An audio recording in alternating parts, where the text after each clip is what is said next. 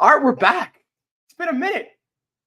I'm Bryce Gelman, and I'm gonna be keeping it positive today because there are two teams that I root for that actually have something positive going on right now. I mean, one of them is the closest that I've seen in 15 years to the World Series. The other one starts up in just 5 days and has championship aspirations. That third team, where all the negative sentiments lie, I'm going to be discussing tonight on One Giant Step, released tomorrow morning. Sean Morash and myself discuss Giants. The negativity is then. Positivity is now. I'm hyped. I'm really excited. And I have to take a step back to realize the situation that I'm in, the situation that all of us are in. If you're a Yankee fan, if you're a Knicks fan, but more specifically the Yankees. We're going to be talking about the Yankees, Game 3 tonight. Going to be talking about the Knicks preseason and something that, some of the stuff that I've seen from the Knicks rookies. Listen, I think that there are a lot of things with the Knicks starters that we saw in the first 3 or 4 games of the preseason that I'm not looking too far into. I really want to talk about the rookies, because how many times as Knicks fans have we only had that to be excited about? And we've been focusing so much on the starters and how they're going to mesh together and whether it's going to be a seamless fit, that let's save that for the regular season. Let's discuss that after opening night against the Celtics. Let's see what they do October 22nd. I want to talk about Tyler Kolek. I want to talk about Landry Shamet's injury. I know I said I'm going to keep it positive. There's a negative in all that, and that's, of course, Landry Shamet and his shoulder injury. But the positive in Bacome Dadier playing extremely well against the Hornets the other day. Porty, there are a lot of positive things that I want to discuss, but I'm going to start with the Yankees, who of course play in just under 4 hours, or just over 4 hours against the Cleveland Guardians in Game 3 of the ALCS. And as I said, this is the closest that I've seen my baseball team to the World Series. Everyone said it at the start of the postseason, at the start of the ALDS. After the Astros were knocked out, thanks Tigers. After the Orioles were knocked out, thanks Royals. That this would be the easiest path in 15 years for the Yankees to get to the World Series. And at the time, I didn't want to go as far as to say that. I didn't want to jinx myself. I don't want to jinx my baseball team by objectively stating something that we all knew, right? It didn't take a rocket scientist to look at the path for the Yankees and to say that this is an easy path. The Yankees are not miles better than they were in 2022, than they were in 2019, than they were in 2017. They just don't have to face the Astros. They are just, on paper, by far the best team remaining. I mean, of course, there's only 2 teams left, but they were the best team remaining out of the 4 teams that made the ALDS, because the Astros got knocked out and because the Orioles got knocked out. Not to say that the Yankees on paper weren't better than those 2 teams, but historically the Astros, as everyone knows, had the Yankees number, and the Orioles were a little bit concerning in order, for the Yankees to get to the World Series. They would have had to face them in the ALDS. I was not too excited about that. I know Judge has the jitters, and Judge did have the jitters. He did not look good. The Yankees were just miles better than the Royals. The Royals had 3 great hitters. Not even great. 3 solid hitters. Only one of them that had the Yankees number, and Salvador Perez. They manhandled them. Yes, they lost the game, which is to this date the only game the Yankees have lost in the postseason. But it was a very easy series, all things considered. But you got to give credit where credit is due. The Yankees bullpen has been electric, has been lights out. Luke Weaver, I know he gave up a home run to Jose Ramirez the other night. Garbage time home run. Let's get that out of the way. Barely, it doesn't even count in my mind. He has fully immersed himself in this role as Yankees closer.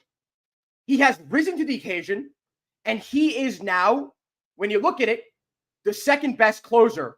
I'm going to say he's better than Edwin Diaz. He's the second best closer remaining in the postseason. He's nowhere. I mean, listen, no one touches Clase. Clase is in a league of his own. 29 other teams considered as well. He had the best reliever season since Zach Britton, and I think 2015 or 2016. He is going to be the runner-up for the Cy Young.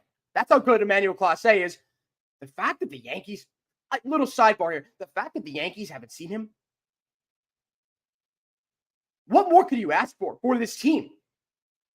I laid the groundwork. I laid the groundwork for how I felt going into the series, how I felt, and how I feel right now about the Yankees. But now let's talk Game 3. Let's discuss what we're expecting and what I'm expecting based off some reports that we've seen, what Michael Kay had to say yesterday about the lineup. Thank goodness Austin Wells is going to be riding the bench in Game 3. Austin Wells, mind you, who is 2 for 24 with 2 walks in the postseason. 2 for 24. You want to know what his OPS is? Do you want to know what Austin Wells' OPS is? 237. 237. Javi Baez had like the worst season in baseball history this year. I'm pretty sure his OPS was like double that. That's how bad Austin Wells has been. If you remember, mid-September, he got hit by a pitch, missed a game or two, came back, and has not been the same player. I don't know what it's going to take. I really don't. I've been probably the biggest critic of Jose Trevino. I think he's got a noodle arm. I think he can't hit to save his life.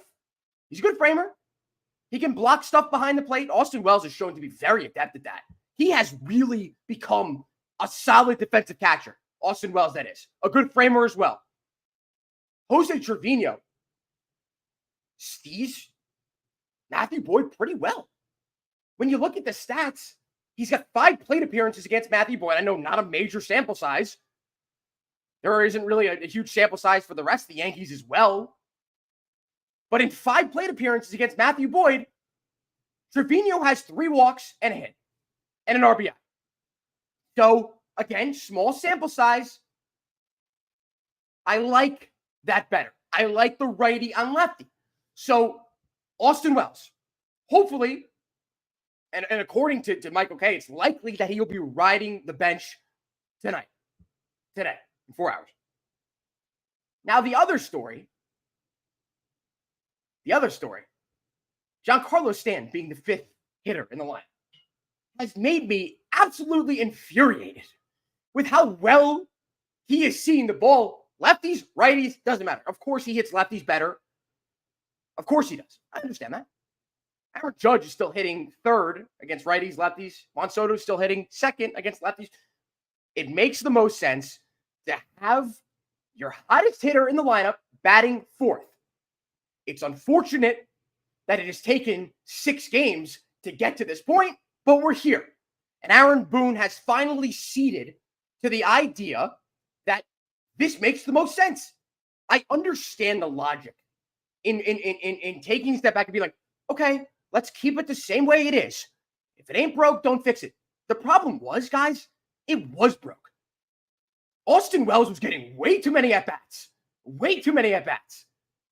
And Giancarlo Stanton coming up after him, there were a few innings ended based off Austin Wells striking out on high and away fastballs. How many times have we seen that movie in the postseason? And Giancarlo Stanton, with how hot he is, not getting an at-bat with runners in scoring position. That's going to end. And I don't think that he's the type of player to, especially in the postseason, to lose, this hot streak based off where he is in the lineup. You move him up a position, a spot in the lineup, I don't think he's going to lose his ability to hit moonshots, to hit mammoth home runs in the postseason. And if you're just joining now, I'm Bryce Gelman talking about the Yankees-Guardians, Game 3 tonight in Cleveland. Yankees looking to go up 3-0. How many other teams have come back from 3-0 in baseball history? We're not going to talk about the one team, but it's one. It's one. Yankees go up 3-0, which I think could happen tonight. In previous years, I'd kind of chalk up a series like this in a Game 3 in which the Yankees are up 2-0 as a likely win for the other team. But we have seen now in this series with the Yankees hitting as poorly as they are with runners in scoring position, just how much better they are than the Guardians. I mean, that error last night or 2 nights ago, I get my days mixed up, where Aaron Judge hits the highest pop-up you've ever seen. The guy drops it. Like, you don't see that. When was the last time we've seen that? Luis Castillo in 2009 for the Mets. Mets fans don't like to hear about that. Yankees fans do. I'm sure every person in here, if you're a Yankee fan, you've watched that clip maybe 150 times. I have as well. That's the vibes I got because you don't see that very often. You don't see that often. The Yankees are able to score a run off that and have been able to put up some like at this point 25 runs in the postseason. 25 runs with how bad they're hitting with runners in scoring position, how many runners they've stranded, with how bad Austin Wells has been. It's nothing short of a miracle. It really isn't. It just shows you how much better they are and how much better they've been against the competition.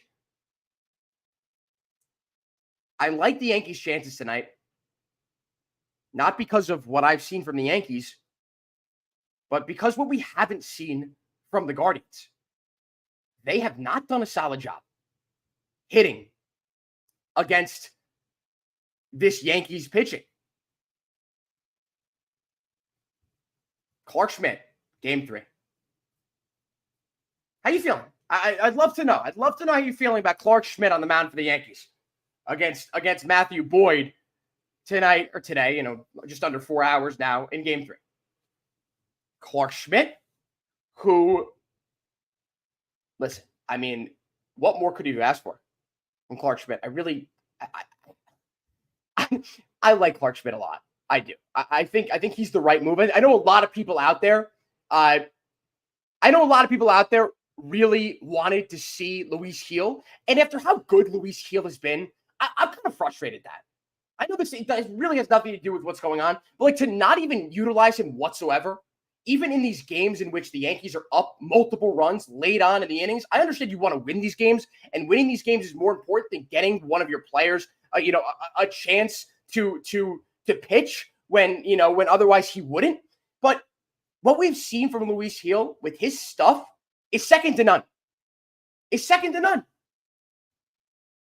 I know that Clarke Schmidt is the more sure option. I understand what he did against the Royals, in which he went 4 2/3 innings with 4 hits and allowed 2 runs. Okay, fine. That's good. That's all you can ask for from your starting pitcher, from a guy that was supposed to be your 5th starter, who was your 5th starter, who should be right now. Nestor Cortez would be pitching over him right now if Nestor Cortez wasn't hurt. But Clarke Schmidt is the more surefire option. Again, I would love to know. Leave a comment down below on YouTube, Twitter, X, whatever you want to call it. I should be able to put this up. But listen, I feel good. I really feel good about the Yankees' chances tonight. I like the potential lineup changes that we're going to see. I think they're a long time coming. I think it's a miracle that the Yankees have scored 25 runs in this postseason with Austin Wells hitting cleanup in each game.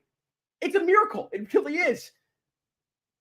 With him being like the worst player in postseason history, the 235 OPS. It's almost unfathomable how bad he's been at the plate. He's been really good behind the plate, but at the dish, terrible. So I feel good. I genuinely do. I wanted to get into another thing here. And that is the idea that Aaron Judge has completely broken out of his slump. He's back. He's going to be Aaron Judge the rest of the postseason. Says who? I'm trying not to be Mr. Pessimism, Mr. Pessimistic. A lot of people like to call me that. I think it's fair sometimes, my pessimism. Look at what the Yankees have done year after year after year in the postseason. Look what Aaron Judge has done year after year after year in the postseason since 2018. He's been trash. He has not looked the same. He doesn't take the same swings. He doesn't have the same discipline at the plate. He's got the jitters. Aaron Judge, he might have figured it out. He might be back. But for journalists, media members, fans alike, casuals, proclaiming that Aaron Judge is back based off one swing of the bat, I'm not going to go as far to say that. Of course, I would love him to be Aaron Judge, what we've seen in the regular season. The greatest regular season hitter since Barry Bonds. Of course, we all want that. Of course, we all believe it's in him. We need to see more than one at bat, guys. We need to see more than one at bat. I'm not trying to be like Debbie Downer here, but the wind took that ball out. I think that ball stays in if it weren't for the wind. We saw how much the wind was drifting out and to the right on the field. Aaron Judge hits it to center field. He thinks he got all of it. I think he understood playing in center field, how that ball was going to travel. It stayed in the air for way too long, and it left the stadium. Gleyber Torres didn't think it was going out. He was going to tag from first base. They had a funny interaction after the game. I didn't think it was going to go. Aaron Judge hit a home run. Great. Awesome. Would it have left on a normal night where the wind wasn't blowing out like that? I don't know. I'm not trying to get into that discourse as much as I have. Apologies. I just need to see more from him. Got a lefty on the mound tonight. Who's behind you now? It's not Austin Wells anymore. It's Giancarlo Stanton. Aaron Judge is going to see a lot more pitches to hit than he was seeing when Wells was behind him. That's the other part to the whole Wells equation. With him being in the lineup, versus now Giancarlo Stanton being in cleanup, hitting cleanup. Aaron Judge is going to see some really good pitches to hit. Who would you rather face in the postseason? Would you rather face Judge or would you rather face Giancarlo Stanton? I take Judge. That's a crazy thing to say from, again, the best regular season hitter we've seen since Barry Bonds. But that's just the reality of the situation right now, guys. That's it. That's where we stand. Giancarlo Stanton could go deep on any swing. Aaron Judge, I need to see more. I need to see more. I'm as big of a fan of Aaron Judge as anyone out there. Let me just get that straight. I'm rooting for him as hard as any other Yankee fan in the world. But I call it like I see it. And one swing doesn't change all of this for me. I'm not saying it was a lucky swing. I'm not saying it's not going to happen again. I'm just saying, let's relax. Let's not stand on our high horses. I don't even know if that's the right saying. And say that Aaron Judge is back. Let's expect more, and let's see if we're going to see more. It's now game 3 in a series in which the Yankees are up 2-0, and they look like they've got this commanding aura to them right now. An aura that we haven't seen since 2009. And I know a lot of people are out there, my friends included, who haven't been this excited about the Yankees, who haven't been this sure in their estimation of this baseball team and where they are headed since after Game 5 of the ALCS in 2017 against the cheating Astros. A series in which the Yankees just look so much better than the Astros at home versus, of course, on the road because the Astros were cheating with the trash cans. I think after what we saw in games 3, 4, and 5 of that series, we're like, okay, all the momentum in the world is with the Yankees. They could win this series. They should win this series. And of course, if there wasn't the cheating, they probably would have. I digress. But that's where we're at. So let it sink in. Let this reality seep in. The Yankees are in a really good spot. Do I think they beat the Dodgers or the Mets? Depends who it is. Let's pray. As much as I'd like to root for the Mets, I want the Dodgers to win the series. And hear me out. And this is the last thing I'll say, and then we'll get into the next. If it's Mets-Yankees and the Mets win, I might move back home. I live in Manhattan now. I might move back home. I don't want to be here. I don't want to be in this city. I can't hang my head around my roommates, both my roommates who are Mets fans. I can't hang my head in the subway where everyone and their mothers who are Mets fans are going to be wearing their gear. I can't do that. I can only imagine how bad it was in 2000 for Mets fans. This is their redemption. I think they'd beat the Yankees. I think the Dodgers and the Mets are going to beat the Yankees, but that's a story for next week. And I'm not trying to be Mr. Pessimistic. I'm not trying to be a Debbie Downer. It's just, I call it like I see it. The Yankees need to figure it out with runners in scoring position. This should be the easiest series of their lifetimes. That's how bad the Guardians are. Their bullpen's unbelievable. Starters, not so much. Their bullpen, all these guys they're bringing in, sub-2 ERAs, every single one of them. And then they're backed up by the best closer that we've seen in almost 10 years. Their hitting leaves a lot to be desired. It does. The Yankees should have their way. Hopefully Clark Schmidt can put together a better performance than he did against the Royals, in which he only allowed 2 runs. I'd like to see more from him. So we'll see. We'll see. If the Yankees can take the 3-0 lead, I mean, of course, the series is over, and there's no need to knock on wood. It would take the biggest collapse we've seen in our lifetime since whatever happened in 2004. But it would take a monumental collapse for the Yankees to lose this series. And you don't need me to tell you that. You understand that. You understand the magnitude of a Game 3 in which the Yankees win, go up 3-0, going into Game 4. History is on their side.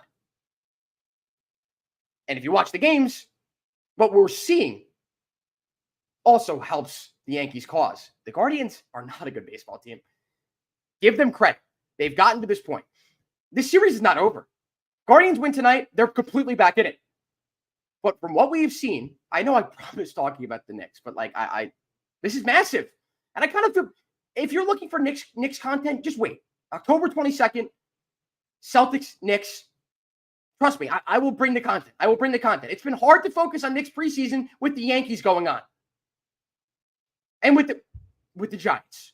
Because I'm more locked into the Giants than I've ever been in my entire life with One Giant Step podcast I do with Sean Morash.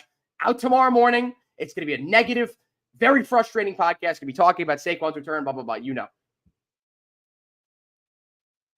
This series is not over. The Yankees need to win tonight. If they don't win tonight, I'm not going to be, calling for a Boone's head. I'm not going to say that the end is nigh. I'm not going to run out in the street. Okay. But if they lose tonight, it's not over by any stretch of the imagination. Clark Schmidt, go out there and shove. Aaron Judge, prove to us all that you are in fact back. That these media members, that the fans, that the casuals are not jumping the gun by saying that you have figured it out. Prove me wrong. Prove me wrong. There was no one who screamed louder than I did when Judge hit that home run the other night. Saying he did it. He did it. I did not expect him to, and he did it. Continue this. Prove to us that this isn't a fluke. That this is the start of what leads the Yankees to their 28th World Series. Because without it, without Aaron Judge being Aaron Judge, the Yankees have no chance to beat the Dodgers. They have no chance to even beat the Mets. That's how much I believe number 28 hangs on the shoulders of number 99. Let's get into the Knicks. Let's talk about the Knicks. Let's discuss what I've seen in the first preseason game I've really gotten a chance to look at and watch, because I love what I'm seeing from this bench unit. And prayers out to Landry Shamet, who terrible shoulder injury, gruesome. Let's hope that he's able to come back at some point in the season. As Tom Thibodeau said, he's had a really good camp. One of the best shooters on the Knicks roster. I don't know if he would have gotten a lot of minutes, but with how good he was playing in camp, there was a chance that would have been a likelihood. So prayers out to him. Listen, I love what I'm seeing from Pacome Dadier. I think most of these young Knicks will benefit a lot from playing with Tyler Kolek. I think Tyler Kolek, much has been made about how good he is, how good of a facilitator he is. If you've been watching anything with Knicks Fan TV, they do a great job, by the way. They've been, previewing each game and do the post games. They talk a lot about Tyler Kolek. This is a major talking point for the Knicks and their fans. You want to know why? This kid is good. This kid is really good. It appears that Leon Rose has done it again, ladies and gentlemen. Not just with Kolek, not just with Pacome Dadier, but with Hukporti too. Ariel Hukporti? Who the hell is this guy? 22-year-old out of Germany. This guy looks unbelievable. How many guys did he dunk on against the Hornets the other night? Jericho Sims is not him. He is not someone who I feel has the ability to turn into a better player than he is right now. The Knicks drafted him based off potential. They drafted him based off the athletic prowess that he possesses, the jump out of the gym ability that he has. What else has he shown you? I know he's doing a lot of offensive training in the offseason. I know he's practicing his shot. What have we seen in game? Mitchell Robinson is the same. But Mitch defensively gives you a reason to put him into the lineup. And as a lob threat, Jericho Sims is more hops than Mitchell Robinson. As we see that there's an issue on X. Streaming. Okay, great. Terrific. Maybe not. Okay, terrific. But yeah, I love what I've been seeing from the Knicks rookies. And I think that I need to see more. They played the Wizards in the last preseason game. I don't think the Knicks starters should play at all in that game. I think the Knicks should rest them. We saw what happened to Landry Shamet. God forbid that happens with one of the Knicks starters. Their season is derailed just like that. Just like that. People love to give a lot of criticism to Tom Thibodeau for playing his starters too much, for his supposed significance behind the injuries that happened to the Knicks. I don't think that he's the root cause behind the Julius Randle injury, behind OG Anunoby's injury troubles. There are a lot of people out there, a lot of casuals who like to put a lot of the blame on Tom Thibodeau.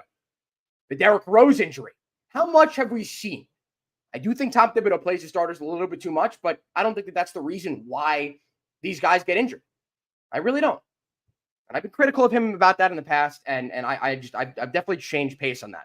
Because when you play as much throughout the season, you should be able to stay afloat later on into the season. You shouldn't break down as much as other teams and players break down. We saw the Knicks and how well they played against the 76ers in that first round of the playoffs. You could see the 76ers were just broken down. The Knicks had that second, burst of energy. I love what I'm seeing from the rookies. I really do. Hakeem Dottie with the 16 points in the first half.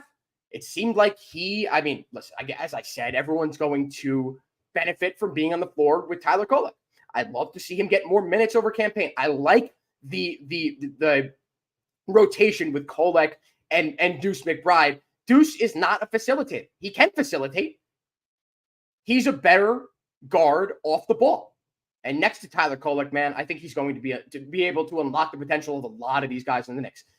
It's unfortunate that he plays behind Jalen Brunson, who is going to play 36, 37, 38 minutes a game, meaning Tyler Kolek's only going to get 10 to 15 minutes. I think he deserves those minutes. I think he's a great player. And I'm very excited to see how this team, how the chemistry, how it all progresses. This is the best time in my life to be a Knicks fan. It really is. It's the most confident that we've all been in this organization.